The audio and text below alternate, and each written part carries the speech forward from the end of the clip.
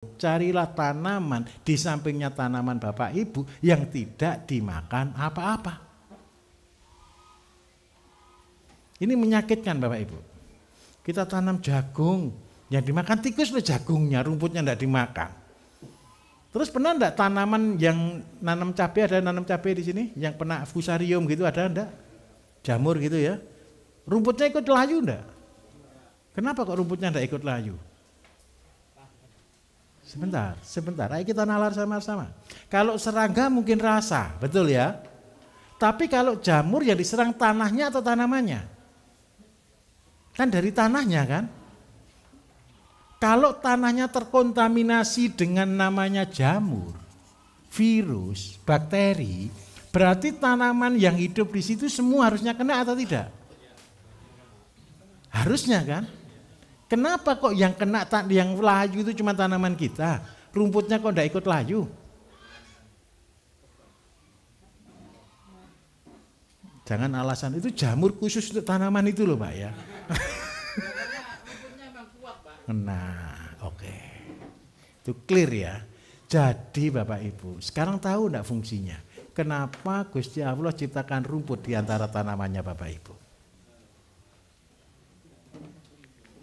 Untuk obatnya. Jadi enggak usah tahu deh ini insek, fungi atau apapun juga. Bakterisida enggak usah mikir itu.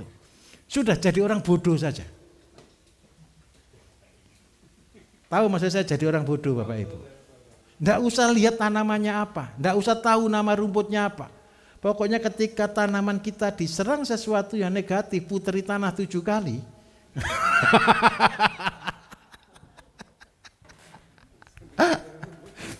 Putri tanah cari rumput yang tidak dimakan apa-apa, yang tidak rusak, yang tetap seger, yang tetap baik. Cabut akar, batang, daun. Lebih baik, lebih banyak, lebih baik. 9 macam. Tambahi lagi 1 di depan atau 1 di belakang. Kalau ditambahi 0 di depan tidak percuma Pak, 9. Kalau 1 di depan atau 1 di belakang, artinya begini loh. Kita tidak perlu jadi orang hebat Bapak Ibu. Ini prinsip saya. Apa gunanya kita jadi orang hebat tapi tidak memberi dampak apa-apa? Kalau saya, jadilah orang bodoh yang memberi dampak banyak orang. Jadi kalau begini tanaman Bapak Ibu, kalau orang hebat begini nanti kasih nama Latin. Betul atau tidak? Karena sudah sulit bacanya kan? Bacanya aja sulit apalagi melakukan. Jadi kalau saya tidak batasi apa-apa, saya tetap jadi orang bodoh. Caranya bagaimana? Puteri itu tanah. Cari tanaman rumputnya, semakin banyak semakin baik. Kalau ditanya orang kenapa kok banyak sekali? Ya yang ada itu. Ngawur saja.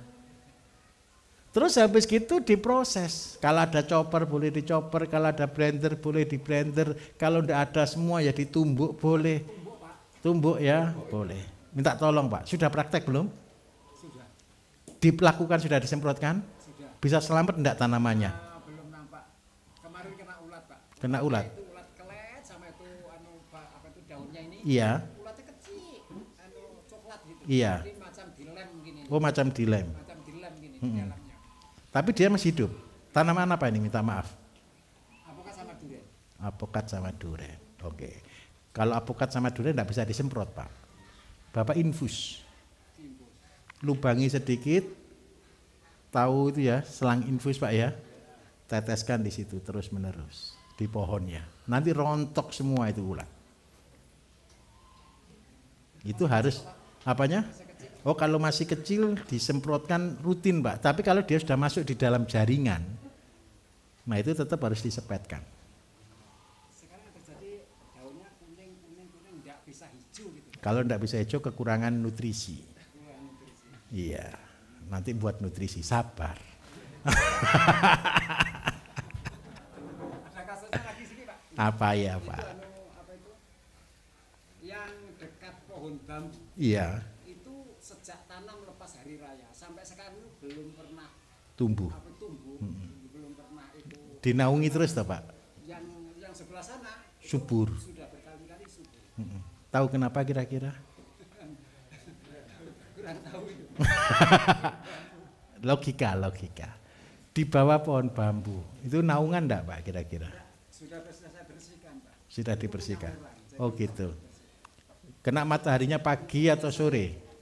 Kena mataharinya pagi atau sore? Pagi sama sore. Full kena. Sore itu terlindung sudah. Kena pagi saja. Kenapa kira-kira Bapak Ibu? Ada tanaman di pohon bambu, kenapa dia tidak subur? Bukan. Karena makanannya sudah dihabiskan bambu.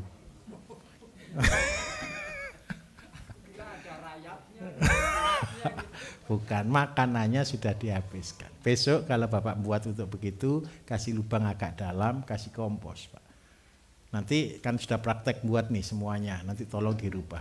Kalau saran saya besok sampai rumah gali ulang, tanam ulang. Tanaman yang sama ditanam ulang. Itu ya, santai aja Pak, enggak apa-apa. Sudah nunggu berapa tahun kan? Nunggu berapa tahun sudah? Sejak hari raya juga tanamnya. Hampir 1 tahun ya, masih kurang lah, setengah 8 bulan lah. Enggak apa-apa, cabut dulu daripada nunggu 3 tahun nasi kerdil. Nanti ditertawakan orang. Saya itu sudah saya kasih itu poradan, kasih itu kapur, saya kasih itu abu. Berarti belum dikasih pupuknya BSM.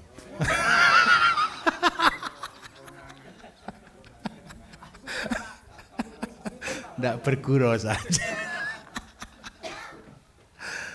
Oke, jadi zat PT insek fungi ini Bapak Ibu cari yang ada di sekelilingnya, yang tidak dimakan apa-apa. Ada juga tanaman-tanaman yang memang khusus untuk ulat, seperti mimba, tembakau, tuba, gitu ya. Mindi, tujuannya adalah rasanya pahit. Nah, tapi itu baik, tapi menurut saya jangan terjebak. Kalau Bapak Ibu saya kasih resep seperti itu, Bapak nanti beli di online. Alasannya kenapa enggak buat? Oh, enggak ada sambiloto. Ada repot saya. Tadi campurannya apa Pak Ibu? Enggak ada campurannya Pak. Sudah enggak usah resep Pak. Ngawur saja sudah. Air atau air kelapa? Oh, tenang saja. Habis ini praktek. Nah, 3 ini Bapak Ibu sama 1 kurang. Kok sudah adzan ini ya? Sebentar, saya lanjutkan sedikit. KCL. KCL ini Bapak Ibu setelah dibuat pembena tanah, ini zat perangsang tumbuh, insektisida dan fungisida, terus kita buat pupuk KCL. KCL ini bahan utamanya, banyak orang komplain ke saya pakai namanya cangkang telur. Banyak orang komen, loh Pak, cangkang telur itu bukan ngandung klorida, tapi dia cuma ngandung Ca, kan gitu kan, kalsium gitu ya. Tahu enggak kenapa saya kasih cangkang telur? Yang membuat tanaman itu awet tidak rontok Bapak Ibu itu kalsium, bukan KCl-nya, kloridanya. Yang membuat KCl-nya itu namanya karbit. Tahu karbit Bapak Ibu? Karbit itu perangsang buah. Jadi setelah buah ada ngandung kalsium, maka dia awet, tidak rontok. Nah, nanti Bapak Ibu, ini saya ajari jadi marketing yang handal. Kalau setelah Bapak Ibu membuat ini, kalau lewat tanahnya orang, kalau ke sawah, semprot sebagian. Biar seandainya pohonnya nyebar gini ya, semprot 1 cabang saja, biar yang buah itu. Itu menunjukkan kesaktiannya produk. Nah, kalau disemprot semua nanti bilang, oh ini sudah musimnya. Tapi kalau disemprot 1, nanti orang kan bingung, kok disemprot cuma sedikit? Iya, nanti kalau ini buah punya saya ya. Bulan depan semprot sebelahnya, bulan depan semprot sebelahnya. Kalau disemprotnya bergilir, kira-kira panennya bergilir atau enggak? Bergilir. Kenapa kita harus buat seperti itu Bapak Ibu? Supaya panen kita tidak 1 pohon serentak, tapi bertahap. Nah, 3 ini Bapak Ibu, pupuk cair ini sebenarnya apa? Ini tempat membuangnya sampah Bapak Ibu. Ini isinya sampah. Tapi ketika sampah-sampah ini Bapak Ibu polah, Bapak Ibu proses, itu akan menjadi bermanfaat. Kalau boleh saya katakan ini mesin uang. Kalau pas harga sayur murah proses ini, harga apa murah proses ini, rumput yang tidak berharga proses ini. Sehingga apa Bapak Ibu, dari yang tidak berharga menjadi mahal. Rata-rata teman-teman Bapak Ibu jual harganya 40.000 1 liter. Jadi KCL, ZPT, pembenah tanah ini dijual 40.000 per liter. Modalnya mahal atau murah sebenarnya? Murah. Karena itu saya minta tolong, ini semangatnya Bapak Ibu, semangat untuk menabung. Nanti ada orang komplain juga ke saya, "Loh Pak, saya sudah buat banyak terus tidak laku-laku. Mau saya aja pernah 3 tahun tidak laku kok." Yang ditunggu satu, kesabaran kita. Terus yang kedua, sambil menunggu itu Bapak Ibu kerjakan. Supaya apa? Punya testimoni. Saya minta tolong, jangan jadi pembohong. Jadilah ya di atas ya, benar di atas benar. Karena apa? Yang kita jual bukan pupuk, tapi yang kita jual adalah diri kita, kepercayaan kita. Hari ini Bapak Ibu, pertanian organik itu dipandang sebelah mata, setuju atau tidak? Orang tidak percaya dengan pertanian organik, betul? Ini saya mengalaminya. Karena saya mengalaminya, karena orang tidak memandang organik. Karena itu saya harus ciptakan organik yang setara dengan kimia. Kalau organik tidak bisa setara dengan kimia, kita tidak akan pernah dipercaya. Saya bersyukur alhamdulillah. Akhirnya setelah jalan waktu sudah 3 tahun, 4 tahun ya, di pertanian full organik ini, kita sudah melewati kimia. Sehingga apa? Target pencapaian hasil antara kimia dengan organik itu sudah tidak ada masalah. Nah karena itu sekarang yang saya butuhkan satu, saya sudah melakukan ini semua.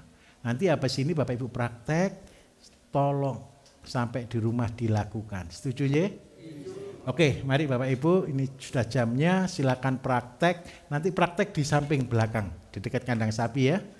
Oke, terima kasih banyak. Assalamualaikum warahmatullahi wabarakatuh.